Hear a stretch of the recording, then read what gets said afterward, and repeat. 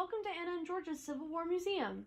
The itinerary for today will be a short walkthrough of some of our rooms about the causes of the Civil War. This is our lobby, and I will be your guide. First, we have the founders, Anna and Georgia, who were inspired by Apush to create this museum.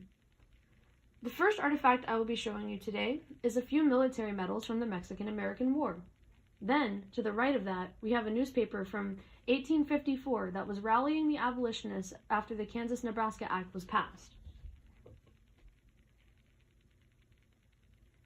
Next, we have an artist rendering of the Dred Scott Supreme Court decision. To the right of that, we have one of Lincoln's campaign posters for his election.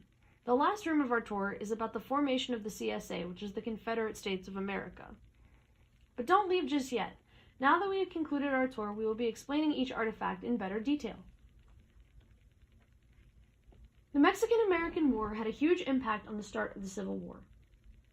The struggle of America and Mexico fighting for Texas independence is why these medals were given.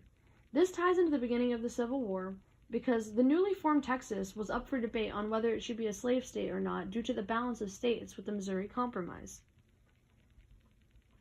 The Kansas-Nebraska Act was an act passed in 1854 declaring that Kansas and Nebraska had the right to choose whether or not to be a slave state or a free state. The newspaper article shows the growing support for the abolitionist movement, which was becoming more widespread and leading to tensions with the South. Next, we have the Dred Scott decision, and this was a decision made by the Supreme Court that stated slaves and free blacks were not citizens, and this sparked fear in Northerners who realized slavery was going too far. The election of Abraham Lincoln was one of the biggest catalysts for the war because he wanted to stop the expansion of slavery, and winning the election would mean bad news for the South.